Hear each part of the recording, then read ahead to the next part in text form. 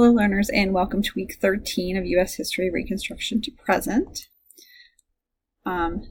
This week's assignments include 3.15, 3.16, 3.17, 3.18, and 3.19. So we're quickly wrapping up Unit 3.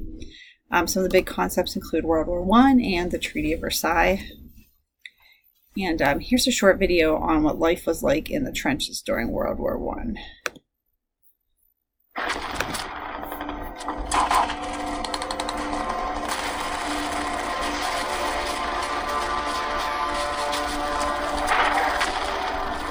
Life in a trench, I'd like to explain in one word: horrific. It's mud, it's death, it's rats, it's stench, and soldiers develop an attitude in a trench that everybody is going to die. Life in the trench was abysmal. There were several lines of trenches, and the front line trenches, of course, were the most dangerous because they were constantly under fire. Incoming!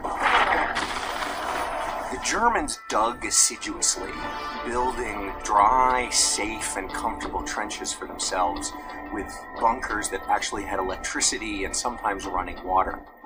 The British and French, who were convinced that they were never going to be there for that long, didn't spend nearly the same effort, and so their trenches tended to be muddy and wet and not that safe. Disease ran rampant. It was very difficult to get any sort of sleep, a decent hot meal, keep your clothes dry, and more importantly, to keep your sanity. There were so many health problems of just simple disease that took much more men out of combat than direct fire.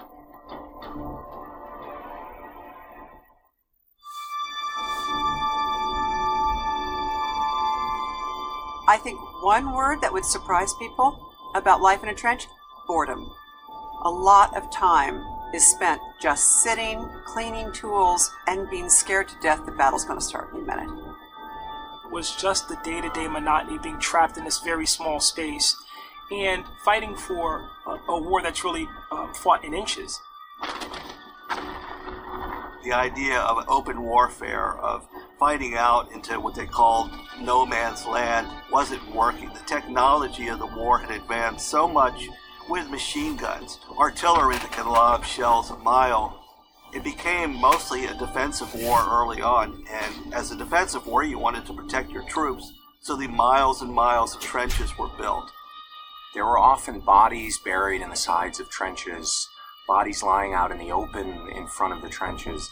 The soldiers were experiencing not only the war that they were fighting at the moment, but the war that had been going on throughout those trenches for all of the years of the war. A young lieutenant writes his mother and says, "I haven't been killed yet, but it's only a matter of time." That's typical of the way soldiers felt about life in the trench. You just did it. You existed day to day, tried to go on, keep your chin up, but one day, the bullet was going to have your name on it. You were going to perish. You weren't going home.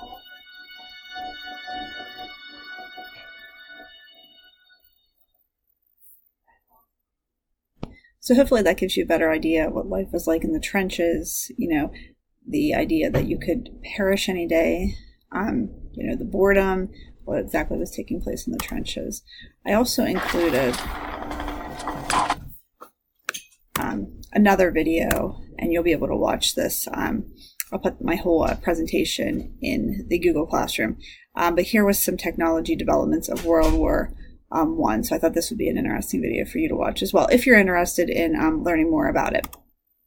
Okay, so as CPDLF as a whole, all the different key teachers or content area teachers were given topics to discuss with you guys, and the history teachers were given the topic of testing yourself.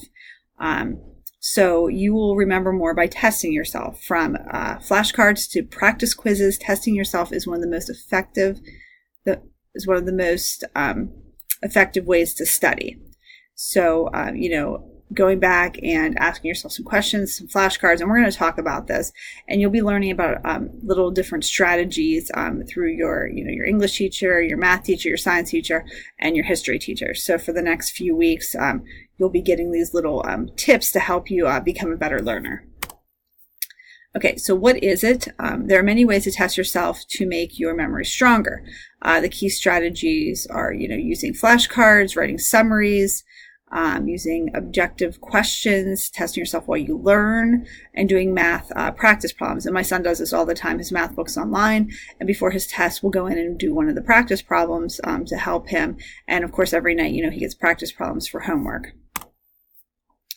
Okay, so how it works, I'm using flashcards. Here's an example to the right, how tall is Mount Everest? And then on the back, you'd put the answer, or you could do it the opposite way. What is 8,848 meters above sea level? And then you'd say, Mount Everest. And you can start making piles. So if you know the information, you can put it in the yes pile. If it's something that you need to keep studying, keep it in the study pile. And you just keep going back, and testing yourself in the study pile and, retesting yourself, switching the sides, like I said, from front to back. So writing summaries and test questions. You can use your notes to make some questions, some questions from class, use questions provided in the textbook, create your own questions, kind of test yourself as you learn. Here's a little thing over on the right, what helps us memorize stuff better, and it goes through constant retrieval information from our long-term memory. So the more you try to remember what you've already seen, example, studying your flashcards, the longer it will stay in your memory.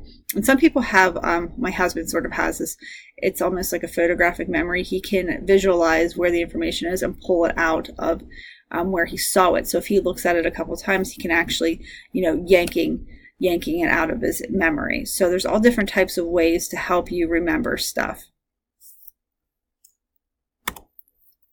Okay, here's the topic about the math and studying in math or science that have, equations and problems is a little bit different. You have to, practice the problems, go through it, and it's going to help you.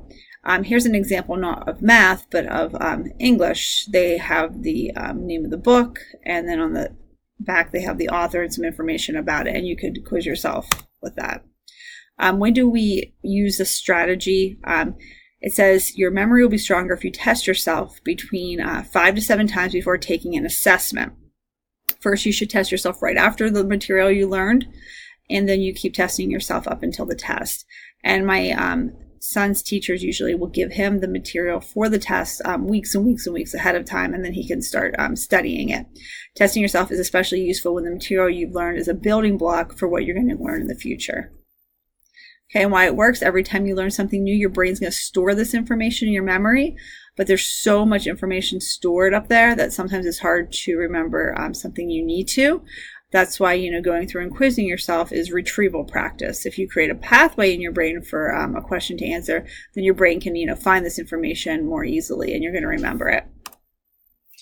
Okay, here's some helpful videos that I'm going to put in the launch as well. I'll put up another thing. You can go through and watch these. It talks about how to study flashcards and studying with me, how I make flashcards, it says. This is not my stuff though, but definitely go through. You can watch those.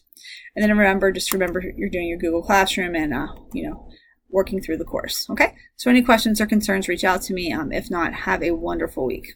Okay. Bye.